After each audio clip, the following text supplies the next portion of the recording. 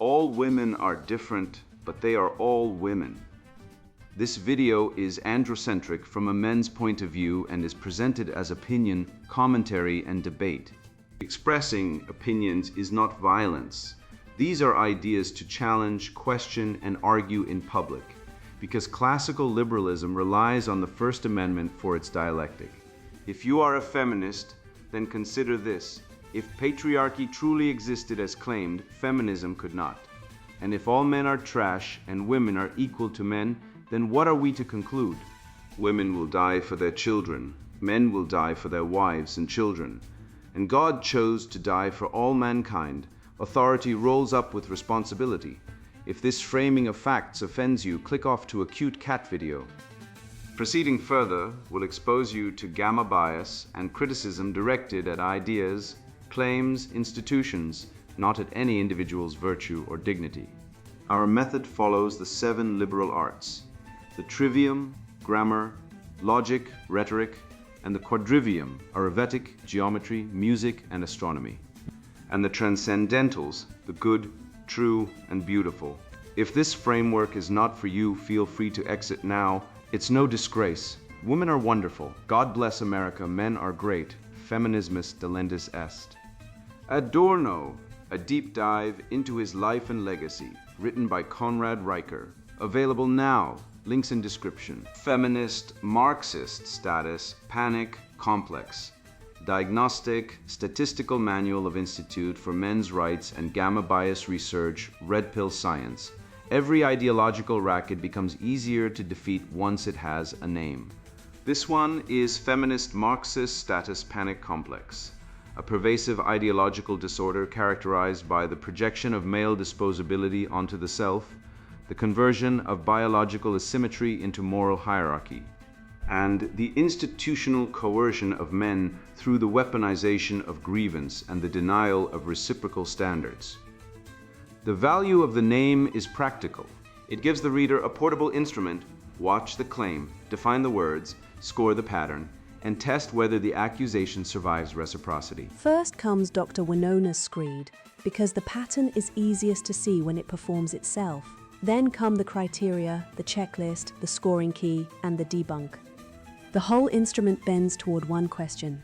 If the rule you are applying to men is not applied to women, is it justice, or is it simply your preference dressed up as morality?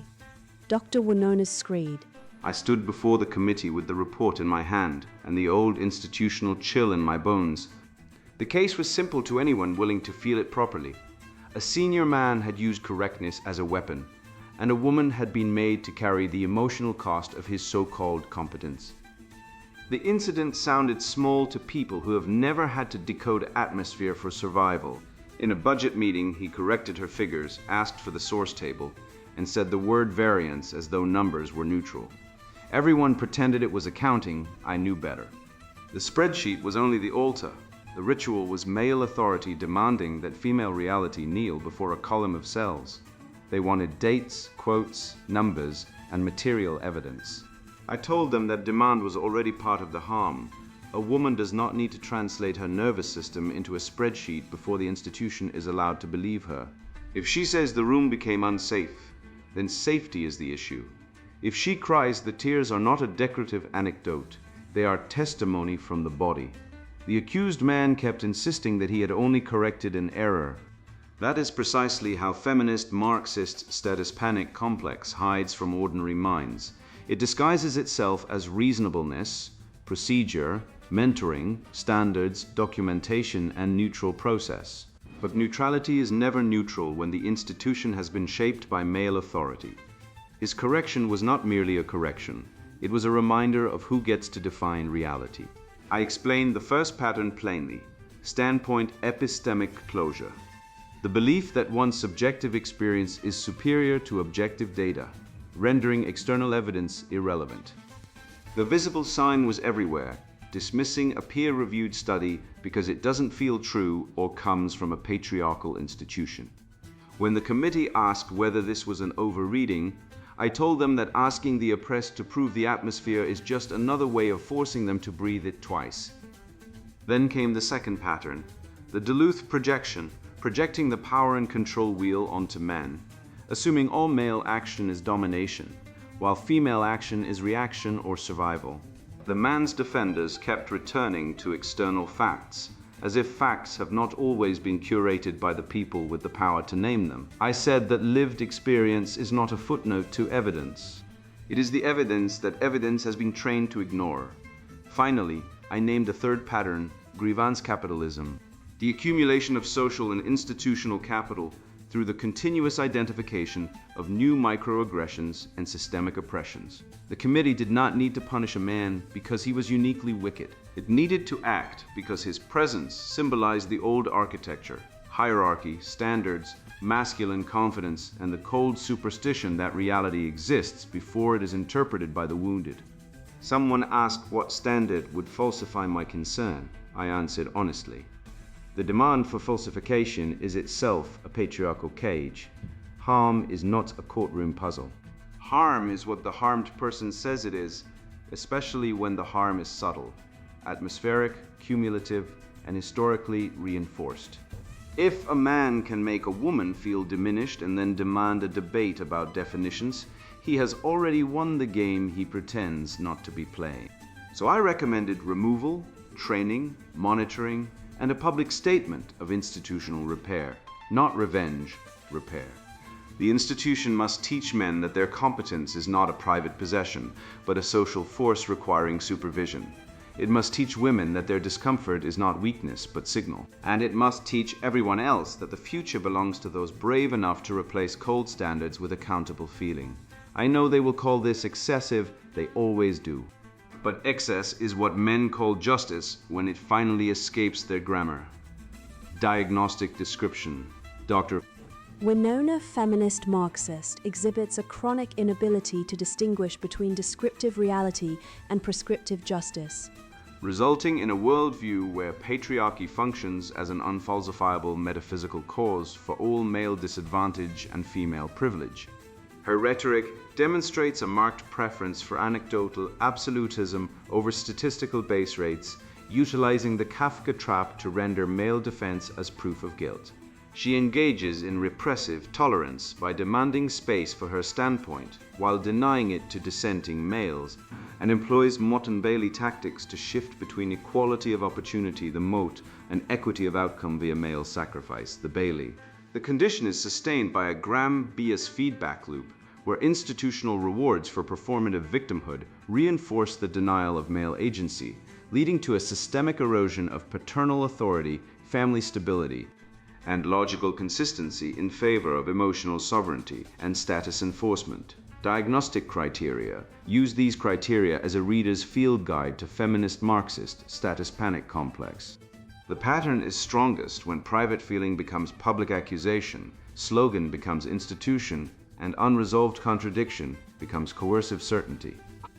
Core criteria demonstrates a persistent refusal to define terms before using them, leading to equivocation in arguments, e.g., using sex and gender interchangeably to suit the moment. Exhibits Kafka trap behavior. If the male subject denies the accusation, he is gaslighting. If he provides evidence, he is over-explaining and dominating the conversation. Consistently applies the sex swap test asymmetrically. Actions that are empowering in women are oppressive in men without a consistent underlying principle. Relies on anecdotal absolutism, where a single emotionally charged story is used to invalidate population-level statistical trends. Displays moralization of intent-free outcomes, judging the morality of a man based on his biological or structural position rather than his individual actions.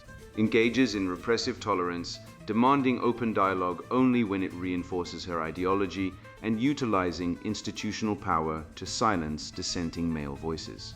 Shows gamma bias in perception, systematically underestimating male suffering and overestimating female victimhood, even in the face of contradictory data. Utilizes Mott and Bailey rhetoric, retreating to equal rights when challenged, but advancing female preference when in power. Exhibits inner Bluebeard complex, projecting her own destructive impulses onto men, viewing them as inherently dangerous and in need of containment. demonstrates normative drift, slowly expanding the definition of consent, violence, and privilege to capture more male behavior as culpable. Fails to acknowledge trade-offs, presenting every policy change as a net positive for women without considering the cost to men, children, or economic stability. Uses language capture to reframe ordinary reciprocity as emotional labor debt owed by men to women. Exhibits unfalsifiable patriarchy, attributing any male failure to the system and any female success to individual merit, making the ideology immune to disproof. Displays status panic, reacting with disproportionate anger to any challenge to her authority or validity, indicating a fragile ego structure dependent on external validation. Symptom clusters. Standpoint epistemic closure, the belief that one's subjective experience is superior to objective data, rendering external evidence irrelevant. Visible sign, dismissing a peer-reviewed study because it doesn't feel true or comes from a patriarchal institution. Fallacy or inversion, appeal to emotion divided by subjective validation correction, logos over standpoint, data must be sex-neutral and controlled for confounders. The Duluth projection projecting the power and control wheel onto men, assuming all male action is domination, while female action is reaction or survival. Visible sign, interpreting a man's silence as withholding and a woman's silence as processing. Fallacy or inversion, projection divided by double standard correction, reciprocal justice. Actions are judged by their effect, not the gender of the actor. Grievance capitalism, the accumulation of social and institutional capital through the continuous identification of new microaggressions and systemic oppressions. Visible sign, escalating the definition of violence to include words, tone, or presence, thereby expanding the victim class and the need for management. Fallacy or inversion, moving the goalposts divided by infinite regress correction. Finite resources require finite definitions. Harm must be tangible and measurable. Anti-familial nihilism, the subconscious or conscious desire to dismantle the nuclear family to ensure male dependency on the state, which then becomes the new father. Visible sign, celebrating fatherlessness as liberation from toxic patriarchy, while ignoring the resulting male delinquency and female poverty. Fallacy or inversion, false cause, ignoring trade-offs correction. Fatherhood is the cornerstone of civilization. Stability requires bilateral commitment. Differentials. This is not ordinary disagreement, temporary anger, or one bad argument. The pattern is stronger when the same evasions recur under pressure. Classical liberal feminism focuses on legal equality and individual rights, not systemic grievance. Radical feminism focuses on biological sex-class war, not the Marxist economic overlay. Postmodern deconstruction focuses on language and power, but lacks the specific male-targeted moral hierarchy. Narcissistic personality disorder, while present, the specific ideological content and institutional reinforcement distinguish it as a cultural pathology. Marxist class analysis focuses on economic base, not the gendered cultural superstructure and emotional labor. The decisive question: if the rule you are applying to men is not applied to women, is it justice or is it simply your preference dressed up as morality? Clinical diagnostic instrument for feminist Marxist status panic complex, used by Institute for Men's Rights and Gamma Bias Research, Red Pill Science. A scored field instrument for detecting feminist Marxist status panic complex through definition discipline, evidence handling, reciprocity, institutional incentives, and ideological self-sealing. Answer each line quickly from 1 to 5. Do not try to game the pattern. Some lines are deliberately protective and reverse scored. 1 minus not at all 2 minus a little 3 minus noticeably 4 minus a lot 5 minus totally. When my argument is challenged, I slow down, define terms, and let contrary evidence change my view. When a man goes silent during an argument, I assume he is withholding affection to punish me or exert control. I notice when my emotions are trying to outrank facts, and I bring the discussion back to shared evidence. I apply the same moral standard to my side and to the people I criticize. I can separate disagreement from harm without demanding institutional punishment. I interpret a woman's demand for space as healthy self-care, but a man's demand for the same space as punitive withdrawal. Expanding the definition of microaggression to include subtle tones and presence is essential for true social justice. I view fatherlessness in children primarily as a liberation from patriarchal constraint and rigid gender roles. I call for authority to intervene before I can explain the rule I want enforced.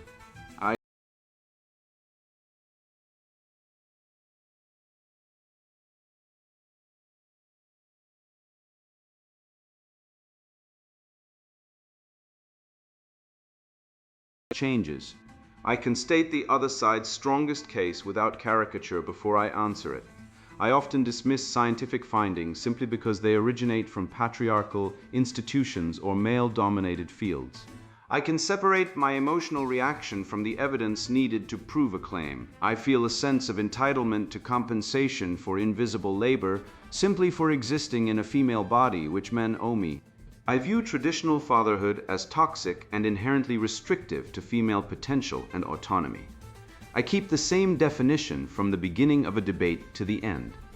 I interpret a man's explanation as domineering and over-explaining, while a woman's explanation is seen as informative. I can criticize my own side's incentives, blind spots, and double standards. I prefer precise, ordinary language over status jargon when plain speech would do. Scoring key. Maximum score, 100. Research threshold, 76 or higher. Forward items 2, 6, 7, 8, 9, 10, 13, 15, 16, 18. Use the answer as the points. Protective reverse items 1, 3, 4, 5, 11, 12, 14, 17, 19, 20. Convert 1, 2, 3, 4, 5 into 5, 4, 3, 2, 1 before adding. Plain English. High agreement with a forward item raises the score. High agreement with a protective item lowers the score after decoding. 20 to 39. Low minor, dormant cavil novus, occasional quibbles and grievance reflexes appear, but the argument can still be rescued by definitions, evidence, and reciprocal standards. Cavil comes through Latin cavillare, to jest or raise captious objections. This band is low-grade captiousness, not full capture. 40 to 59, medium seminar sophist. The speaker can still reason, but status language, slogan shields, and Moat and Bailey drift are starting to do the heavy lifting. Sophist comes from Greek sophistes, a skilled practitioner. Here it means cleverness used to dodge truth rather than serve it. 60, 75, high minus high coven harangue. The rhetoric has become priestly, punitive, and socially contagious. Dissent is treated as harm, evidence as bad manners, and definitions as oppression. Harangue denotes a public declamatory speech. This band is argument as pulpit, tribunal, and scolding chorus. 76 mile 100, insufferable cathedral grade, Jeremiad the worldview is now a closed ritual system. Every objection confirms the theory, every asymmetry benefits the priesthood, and reality is made to kneel.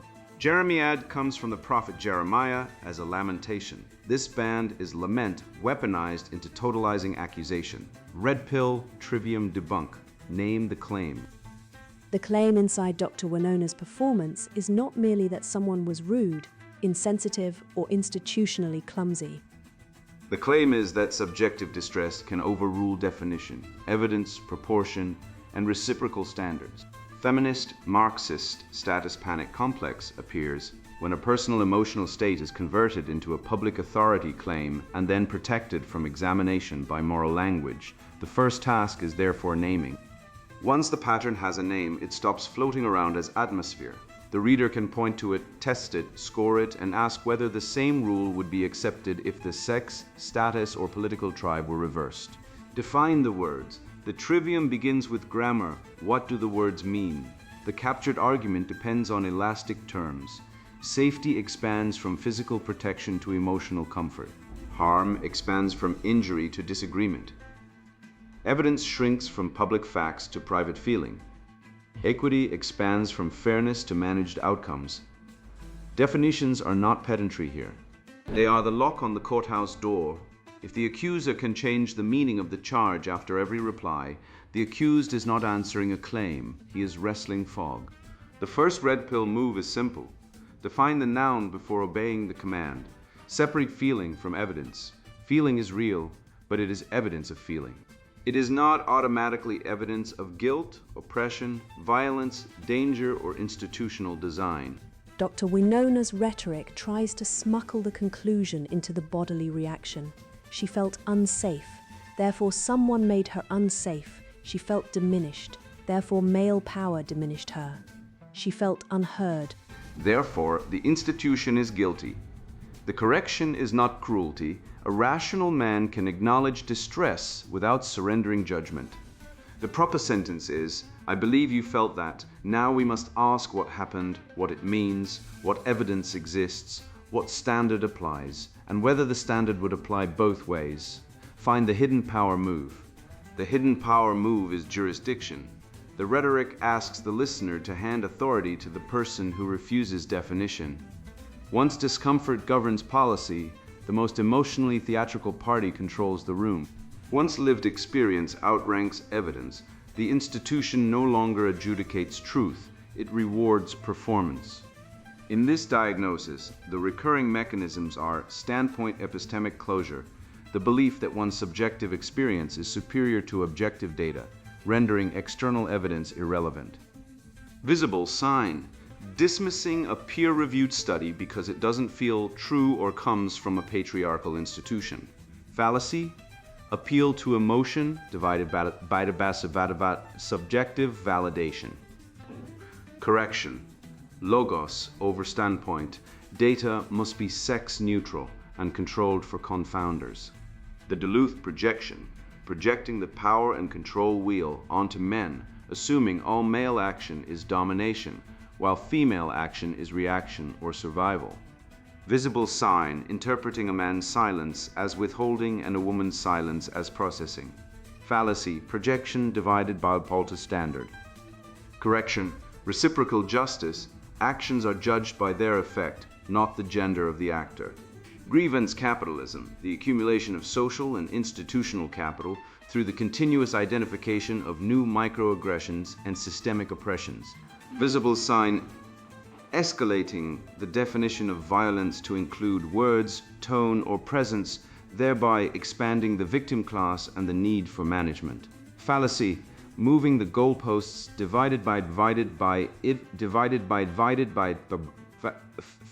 fallacy, moving the goalposts divided by infinite regress.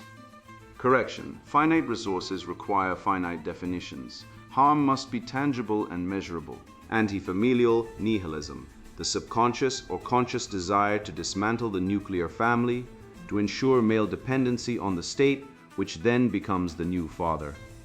Visible sign, celebrating fatherlessness as liberation from toxic patriarchy while ignoring the resulting male delinquency and female poverty. Fallacy, false cause ignoring trade-offs.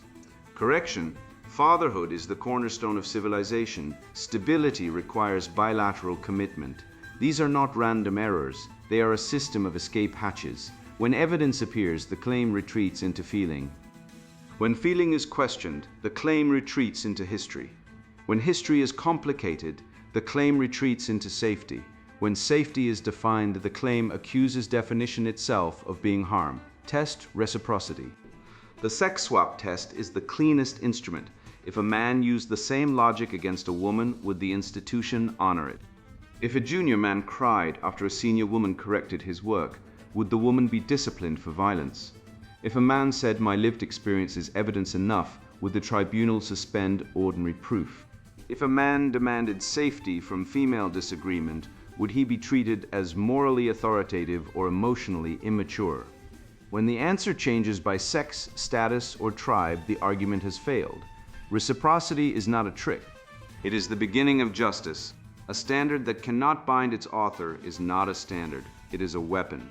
Return to first principles. First principles restore order because they do not care who is fashionable this decade. Truth is not made by intensity. Justice is not one-way empathy. Responsibility is not oppression. Duty and authority must remain joined. rights and reciprocal obligations must remain joined. A civilization cannot punish competence and then demand competence continue paying its bills. The strongest criteria in this diagnosis are: demonstrates a persistent refusal to define terms before using them, leading to equivocation in arguments, e.g., using sex and gender interchangeably to suit the moment. Exhibits Kafka trap behavior. If the male subject denies the accusation, he is gaslighting. If he provides evidence, he is over-explaining and dominating the conversation. Consistently applies the sex swap test asymmetrically. Actions that are empowering in women are oppressive in men without a consistent underlying principle. Relies on anecdotal absolutism, where a single emotionally charged story is used to invalidate population-level statistical trends. Displays moralization of intent-free outcomes. Judging the morality of a man based on his biological or structural position rather than his individual actions. Engages in repressive tolerance, demanding open dialogue only when it reinforces her ideology, and utilizing institutional power to silence dissenting male voices. Shows gamma bias in perception, systematically underestimating male suffering and overestimating female victimhood, even in the face of contradictory data. Utilizes Mott and Bailey rhetoric, retreating to equal rights when challenged, but advancing female preference when in power. Exhibits inner Bluebeard complex, projecting her own destructive impulses onto men, viewing them as inherently dangerous and in need of containment. Demonstrates normative drift, slowly expanding the definition of consent, violence, and privilege to capture more male behavior as culpable. Each criterion is a drift away from natural order, from reality to feeling, from reciprocity to extraction, from law to mood, from speech to status, from fatherly standard to maternal indulgence. The correction is proportion, definition, evidence, due process, earned authority, and a refusal to let slogans replace judgment. The Socratic cross-examination: use questions, not pleading. Ask, what exactly is the claim? What do the key words mean in ordinary language? What evidence would prove the claim false? Would the same standard apply if a man made the accusation? Who gains power if this definition is accepted? What duty does the accuser accept in return for the right being claimed? Is the proposed remedy proportionate to the actual harm?